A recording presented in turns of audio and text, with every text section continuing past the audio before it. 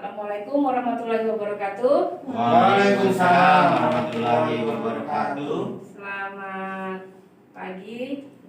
Pagi. Salam sehat semuanya. Sebelum kita mulai, saya supaya enak manggilnya nih, saya harus manggil apa nih? Teman, rekan, saudara, bapak, ibu, gimana? Rekan-rekan saja. Rekan-rekan saja. Oke, baik, kita mulai. Baik rekan-rekan, hari ini saya akan memberikan submateri pokok tentang efektivitas, efisiensi, dan inovasi, di mana subpokok ini masuk dalam mata pelatihan komitmen mutu yang rekan-rekan sebelumnya sudah pernah menerima di kelas pendidikan dasar. Sebelumnya saya perkenalkan diri dulu. Nama saya Nurul Mutmainah. Saya seorang wideiswara ahli muda. Saya bekerja di BKPP Kutai Timur. Nomor kontak saya seperti yang rekan-rekan lihat semua. Silakan rekan-rekan bisa menghubungi saya jika ada yang ingin ditanyakan atau ada yang ingin di-share. Sebelum pelatihan dimulai, pelajaran kita mulai. Yang pertama seperti biasa, karena kita sedang dalam pandemi COVID-19, kita harus tetap menggunakan masker, kemudian menjaga jarak, terus untuk handphone tolong di silent, tapi jika ada panggilan yang mendesak atau darurat, silakan rekan-rekan izin untuk menerima telepon di luar dari ruangan. Kemudian kalau ada yang ingin ke toilet, silakan present untuk izin ke toilet. Rekan-rekan ada yang mau ditanyakan mungkin? Ya, ada Ibu. Kita lanjut ya. Nah, sebelum kita mulai masuk ke dalam submateri, saya juga yakin rekan-rekan juga sudah membaca semua modul yang sudah dibagikan di LMS ya. Dan yang sudah dibagikan bukunya juga ada ya rekan-rekan ya modulnya. Nah, di sini saya akan memberikan satu video singkat. Nah, di mana nanti di sini mungkin rekan-rekan bisa menyimpulkan, bisa melihat apa sih efektif itu, efisien itu, dan inovasi. Kita saksikan sama-sama. Inilah Desa Kampung Anyar, Kecamatan Telagah, Banyuwangi, Jawa Timur. Desa pelosok yang berjarak 8 km dari pusat kota. Meski letaknya di pelosok, namun desa ini telah menerapkan sebuah pelayanan publiknya secara digital. Warga yang membutuhkan semua pelayanan, termasuk beragam kebutuhan surat menyurat dan administrasi kependudukan pun cukup sampai di kantor desa saja. Inilah salah satu cara mudah dengan akses terpadu program Smart Kampung. Adanya Smart Kampung memudahkan untuk pengurusan misalnya keramaian, KTP, tidak usah ke kecamatan lagi udah. Bapak sendiri? Di desa aja. Ya, Bapak sendiri lagi ngurus apa ini? Keramaian. Selesai di desa Pak ya? Dengan adanya Smart Kampung, kita kampung Anyar ini khususnya, pengurusan itu mudah dan cepat. Program yang diluncurkan Pemkab Banyuwangi Selasa kemarin ini pun mendapatkan apresiasi dari Menteri Komunikasi dan Informatika RI Rudiantara. Program ini selain bisa menjadi instrumen meningkatkan pelayanan publik, juga bisa menambah pengetahuan warga. Program diharapkan jadi percontohan nasional yang kini dicanangkan pemerintah dan Public Service Obligation atau PSO di 122 kabupaten atau kota se-Indonesia. Oke, yang pertama kita lihat video yang kedua. Yang tadi itu kan di luar ya, di luar di luar wilayah kita di Kaltim. Di Kaltim pun ternyata sudah ada. Mari kita lihat sama-sama.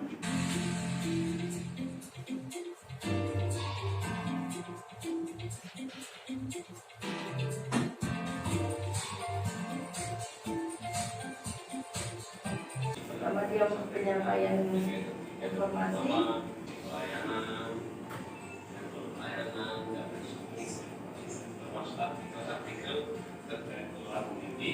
terkait dengan kegiatan pemerintah untuk menyertakan selain sistem informasi elektronik yang kedua adalah sistem, tapi kita menggunakan berbasis nanti pelayanan dari RT itu tidak berlagi menggunakan dengan menggunakan sistem ini, kita harus ada rekomendasi. Dan kita sudah tahu kepentingan masyarakat itu apa, dan kalau datanya sudah terhubung langsung dari RT. Nah, ekonomi RT bisa didapat dengan tiga siapa? RT sana. Ekonomi RT ini adalah bagaimana pelayanan. Ini adalah sistem pelayanan umum kelurahan, tempat kelurahan. Sesungguhnya kita bisa tahu data penduduk kita per detik ini. Setelah kita melihat dari dua video tadi, nah, berarti teman-teman udah bisa dong ya lihat, karena teman-teman juga udah baca modul efektivitas itu apa, efisiensi itu apa, inovasi itu apa. Nah, menurut teman-teman dari video tadi, sudah melihat di video, sudah membaca di modul, menurut teman-teman yang dimaksud dengan efektivitas itu apa?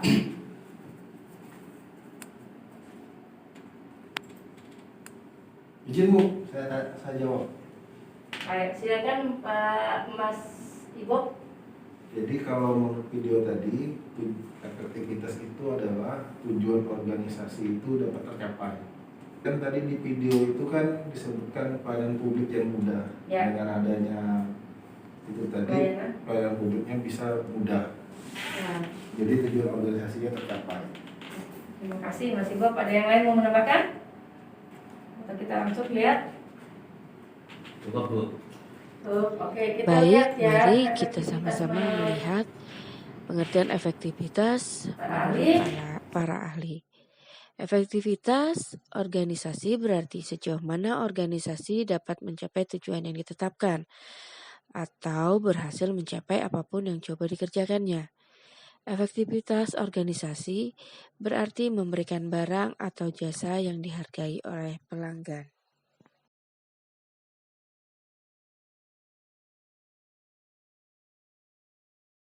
Terima kasih. Kemudian untuk efisien, dari video tadi dan sudah membaca modul lagi, efisien itu kira-kira apa? Ya, saya Bu, efisiensi yaitu memaksimalkan sumber daya manusia, kemudian meminimalisir terkait biaya, Ya, bahan ya. untuk menghasilkan barang dan jasa yang dibutuhkan oleh masyarakat. Oke, ada yang lain yang mau menambahkan? Kita lihat untuk para ahli, efisiensi organisasi adalah jumlah sumber daya yang digunakan untuk mencapai tujuan organisasional. Efisiensi organisasi ditentukan oleh berapa banyak bahan baku seperti yang Mas Tri ngomong tadi. Uang dan manusia yang dibutuhkan untuk menghasilkan jumlah keluaran tertentu. Efisiensi dapat dihitung sebagai jumlah sumber daya yang digunakan untuk menghasilkan barang atau jasa. Seperti juga yang kita lihat di video tadi yang sudah ditayangkan, itu sangat-sangat efisien baik waktu maupun biaya yang dipergunakan oleh publik dalam mencapai apa yang mereka akan dapatkan. Oke, kemudian kita lanjut ke inovasi. Inovasi kira-kira apa nih? Oke, silakan dijelaskan. Inovasi adalah perubahan yang dapat terjadi pada banyak aspek, misalnya perubahan produk barang jasa atau jasa yang dihasilkan. Oke, ada yang mau menambahkan? Ya, saya Bu. Ya, silakan Pak Tri. Inovasi itu menemukan sesuatu yang baru, berbeda dari sebelumnya. Kita sama-sama lihat apa sih yang dimaksud dengan inovasi oleh para ahli. Nah, yaitu perubahan yang dapat terjadi pada banyak aspek, misalnya perubahan produk barang atau jasa yang dihasilkan, proses produksi, nilai-nilai kelembagaan, perubahan cara kerja, teknologi yang digunakan, layanan sistem manajemen, serta mindset orang-orang yang ada di dalam organisasi. Jadi dari video tadi kita sudah bisa lihat juga inovasinya yang tadinya hanya manual, dari kita harus mengumpulkan ke RT, nanti RT kolektif pergi lagi ke kelurahan, dan itu waktunya sangat lama. Kemudian diganti dengan secara digital, hanya menggunakan satu perangkat dari RT bisa langsung ke kelurahan. Nah, terus prosesnya pun kalau memang Kalau memang itu lengkap, dalam waktu 5 menit semuanya sudah bisa selesai. Nah itu jadinya efisien. Dari adanya inovasi jadi efisien. Setelah itu dia akan efektif. Jadi semuanya itu serba cepat. Ya dari sini ada yang mau di share mungkin atau yang mau ditanyakan? Pas Bu. Cukup paham Bu. Paham Bu. Alhamdulillah kalau semuanya udah paham. Baik teman-teman, sepertinya sudah ini ya, sudah paham semua dengan apa yang dimaksud dengan efektif, efisiensi, dan inovasi. Sekarang kita masuk ke kesimpulan. Untuk kesimpulan yang pertama, apa tadi yang dimaksud dengan, saya mengulang lagi aja, apa yang dimaksud dengan efektif? Ya, jadi efektif itu adalah tujuan yang ditetapkan itu tercapai. Tujuan organisasi yang ditetapkan itu tercapai. Itu kesimpulan dari efektif menurut saya. Ya, terima kasih untuk Mas Ibo. Kemudian berarti efektif tadi tujuan satu organisasi tercapai ya, untuk efektif itu. Kemudian untuk efisiensi. Ya, efisiensi yaitu terkait pemaksimalan manusia, human-nya, kemudian terkait bahan baku, waktu, biaya untuk menghasilkan barang dan jasa. Oke, baik.